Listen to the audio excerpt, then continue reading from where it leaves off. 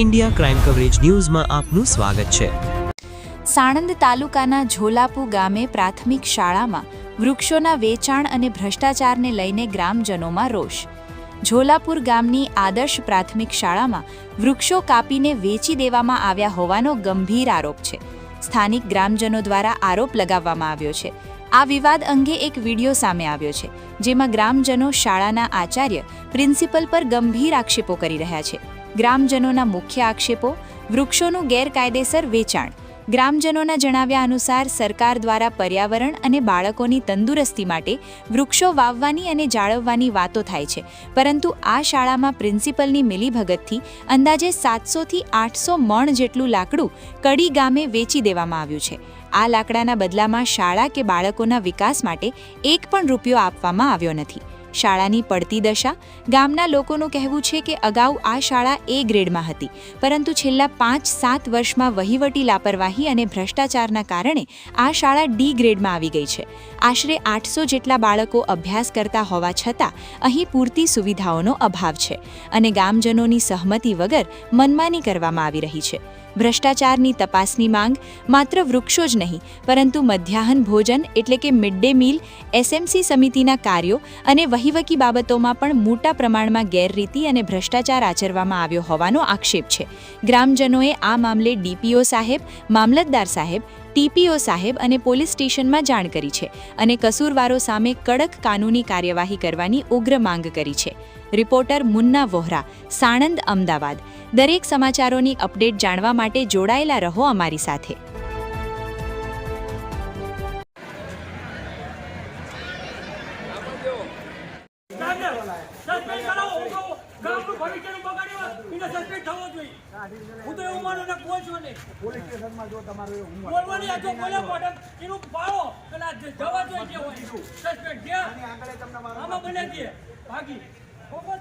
મધ્યાહન ભોજન માટે તમને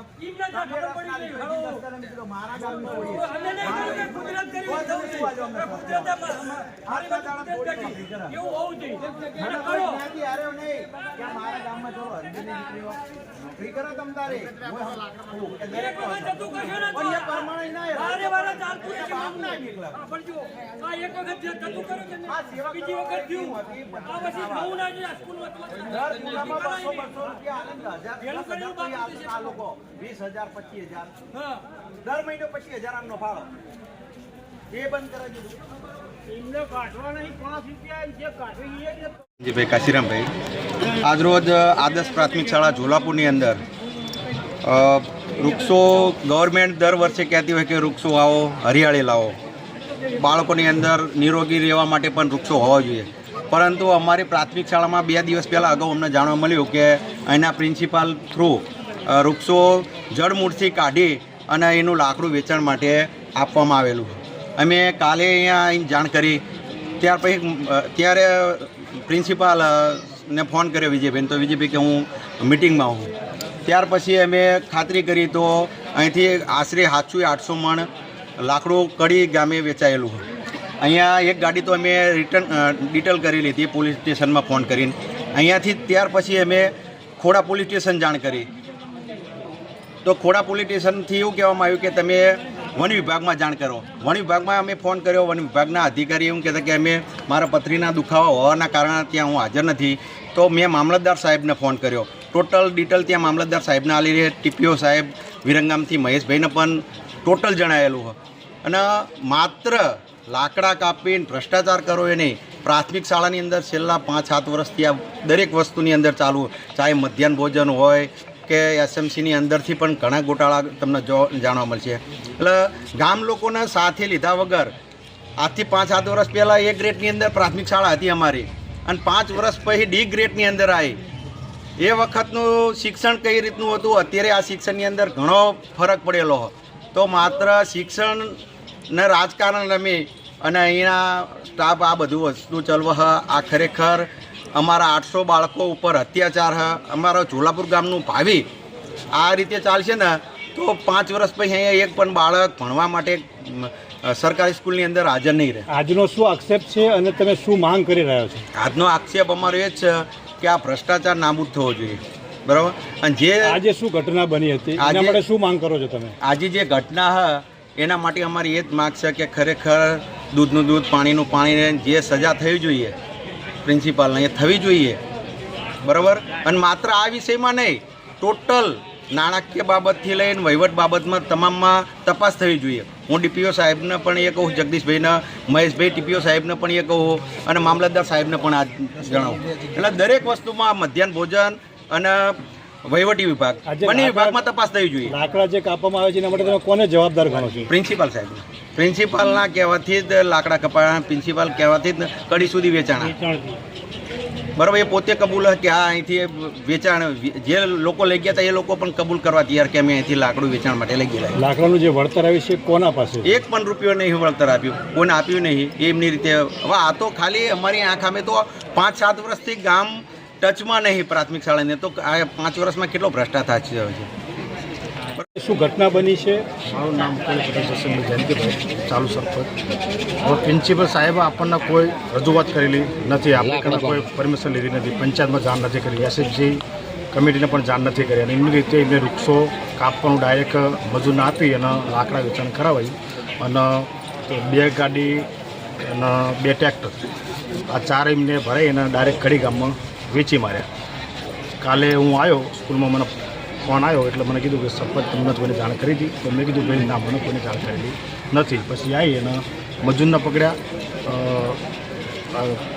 અગોલ ગામના 4 મુસલમાન અને એક અમારા ગામના ભાઈ, એ 5 વ્યક્તિ હતા. એ ચાલી અને પછી એમને ગાડી જમા લેવડાવી દીધી, એના ફોટા પાડ્યા, વિડીયો ઉતારી દીધા અને આખાનો સ્કૂલનો વિડીયો લીધો.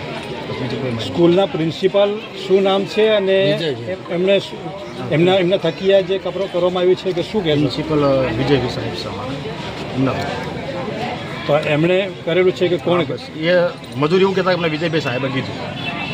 જે મજૂર કાઢતા કાલ મને કહ્યું તમે મને જબાની આવજો, હું મારી એફઆર કરાવું છે, એટલે મેં એફઆર કરાવી દીધી છે. સ્કૂલના વૃક્ષો કાપી અને બારોબાર વેચી મારા છે, શું કહેશો તમે? મારું નામ વિજયભાઈ મિસ્ત્રી છે, આચાર્ય શ્રી ઝોલાપુર પ્રાથમિક શાળા. વૃક્ષો કાપવા માટેની ગામના વ્યક્તિ જે આનંદ લક્ષ્મણભાઈ છે, એમને વૃક્ષો કાપવા માટેની જ ખાલી જાણ કરેલી, વેચવા બાબતે મારી એમની સાથે કોઈ વાત થઈ નથી. આ નિર્ણય એમને પોતાની જાતે લીધેલો છે, જે બાબતે હું પોતે બિલકુલ અજાણ છું. એને ક્યાં વેચ્યા, કોને વેચ્યા એ બાબતથી હું બિલકુલ અવગત છું. ગ્રામજનો આક્ષેપ કરી રહ્યા છે કે સાહેબે જ વેચી માર્યા છે. એ ગામજનો આક્ષેપ કરતા હશે, બરાબર છે. બાકી આ બાબતમાં, વેચાણ બાબતમાં હું બિલકુલ નિર્દોષ છું. મેં આની અંદર એક રૂપિયો પણ લીધો નથી અને એ વ્યક્તિએ કોને વેચ્યા છે, ક્યાં આપ્યા છે એ બાબતે હું બિલકુલ અજાણ છું. તો આપને જાણ કરેલી સરપંચ સાહેબને કે કોઈ કમિટી સભ્યોને કે આ વૃક્ષો કાપી થડમાંથી કાપી છે? થડમાંથી 2 વૃક્ષો એવા હતા કે જે એક આપણું રાષ્ટ્રીય વૃક્ષ જે વડ છે એના થડની અંદર જ બીજું વૃક્ષ ઉગ્યું હતું. એક અપાવેલું છે ને એક દરવાજાની અંદર એન્ટર થતાં એક વૃક્ષ હતું, એ જે અવારનવાર ગાડી મોટી આવે કે કોઈ સાધનો નહીં આવતું ત્યારે એ નડતરરૂપ હતું. એ વૃક્ષ થડમાંથી કપાવેલા, બાકીના વૃક્ષો થડમાંથી કપાવેલા નથી. બાકીના વૃક્ષો જે છે એને હોરવાની જગ્યાએ જે કાપવાવાળા જે ભાઈ છે એને ફૂટ થાય એ રીતે કાપેલા છે મશીનથી.